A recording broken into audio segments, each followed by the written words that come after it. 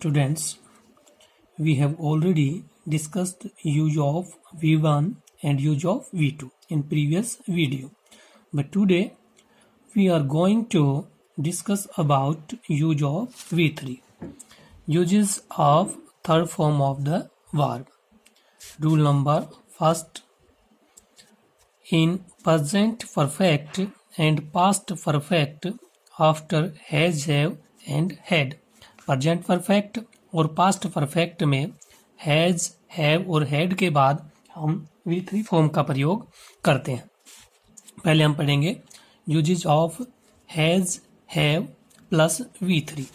Rule number first, to express an action which has just been completed. ऐसा कोई कार्य जिसको जो अभी अभी पूर्ण हुआ हो, इसके लिए हम जस्ट वर्ड का प्रयोग करते हैं। ठीक है। For example, he has just gone.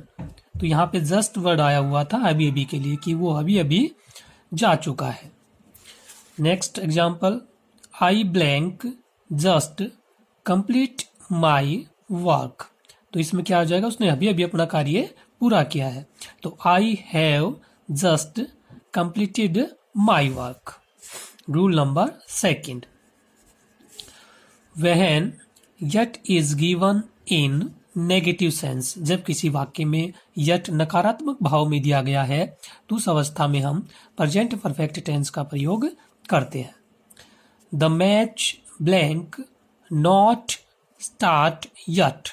तो इसमें क्या आ जाएगा, the match has not started yet, क्योंकि इसमें क्या दिया गया था, यट दिया गया था और वो किस सेंस में था, वो नेगेटिव सेंस में था।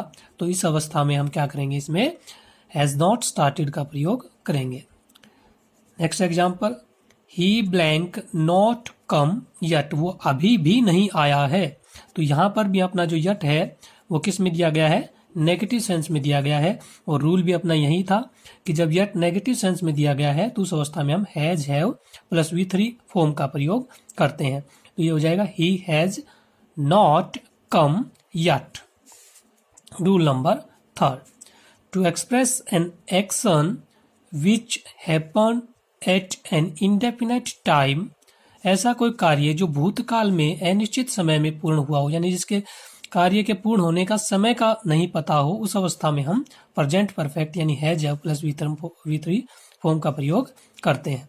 आई ब्लैंक सी द ताजमहल। मैं ताजमहल देख चुका हूं, यानी उसने समय नहीं बताया कि कब उसने देखा है, लेकिन ताजमहल वो देख चुका है। इंडेफिनिट टाइम है पास्ट का।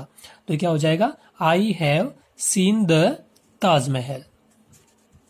Next example, I blank meet the author of this book. मैं इस बुक के लेखक से मिल चुका हूं। ठीक है। तो ये क्या हो जाएगा, I have met the author of this book. Next है, ये तो थे has, have plus V3 form के प्रयोग। अब है हैड प्लस V3 फॉर्म के uses. Rule number 4, to express an action which completed in past before the time. ऐसा कोई कार्य जो भूतकाल में पहले से पूर्ण हो चुका हो, उस अवस्था को दर्शाने के लिए। और इसके लिए हम वर्ड प्रयोग करेंगे already. For example, he blank already seen the movie. वो पहले से ही इस मूवी को देख चुका था। तो ये हो जाएगा, he had already seen the movie. Next है, इसको हम दूसरी भाषा में समझे, to express an action which is happen और not happen first time in past. भूतकाल में ऐसा कोई कार्य जो पहली बार हुआ हो या ऐसा कार्य पहले हुआ ही न हो। I had never seen A movie before. मैंने ऐसी मूवी पहले कभी भी नहीं देखी थी। ठीक है। तो ये पहली बार हुआ है ऐसा कार्य। ठीक है। I had never seen. Combination of past indefinite and past perfect. Past perfect और पास्ट इंडेफिनेट के कॉम्बिनेशन को बताने के लिए भी हम V3 फॉर्म का प्रयोग करते हैं, हैड प्लस V3 फॉर्म का प्रयोग करते हैं। तो देखिए ये इंपॉर्टेंट है फॉर कॉम्पिटिटिव एग्जाम। व्हेन, और इसको हम ऐसे देखें, when two actions happen in the past and the actions joined with before and after। जब दो कार्य बिफोर और आफ्टर से ज्वाइन हो रहे हों तो उस अवस्था में। For example, the patient blank die before the doctor come. तो देखिए यहाँ पे बिफोर आया है, यानी ये वर्क और ये वर्क दोनों किससे ज्वाइन है, बिफोर से हैं। तो यहाँ पे हम बिफोर से पहले क्या करेंगे, हेड प्लस V3, क्योंकि ये वाला काम पहले हुआ है और इस सेंटेंस में जो काम पहले होता है उस अवस्था में हम क्या करते हैं, हेड प्लस V3 का प्रयोग करते हैं, और जो काम बाद में होता है उसके लिए V2 का प्रयोग करते हैं। ठीक है, तो the patient had died before the doctor केम, यहाँ क्या आ जाएगा, V2 फॉर्म का प्रयोग हो जाएगा। तो ये क्या हो गया, ये पास्ट परफेक्ट हो गया, और ये क्या हो गया, पास्ट इंडेफिनेट हो गया।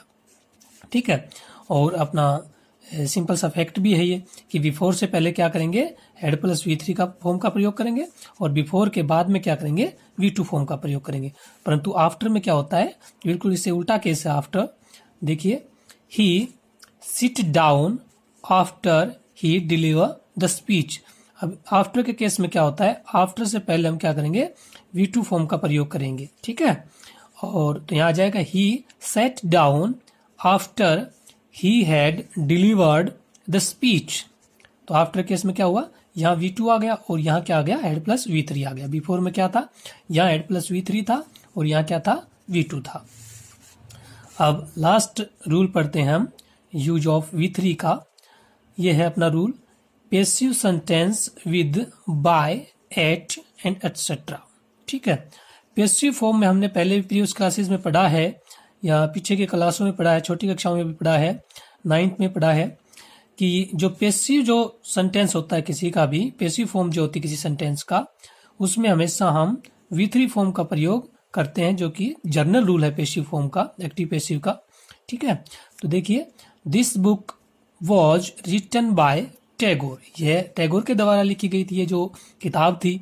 ठीक है, तो नॉर्मली हम क्या करते हैं, EGMR वाज वर्ब के साथ में V1 प्लस ING प्रयोग करते हैं कॉन्टिन्यूअस में। ठीक है, परंतु पैसिव जो फॉर्म होती है, पैसिव जो सेंटेंस होता है, उसमें EGMR वाज वर्ब के साथ में हम V3 का प्रयोग करते हैं। तो पैसिव सेंटेंस में भी हम क्या करते हैं, V3 फॉर्म का प्रयोग करते हैं। तो आज हमने क्या पढ़ा, आज हमने पढ़ा V3 form of the verb और उसके uses. Okay, thank you, have a nice day.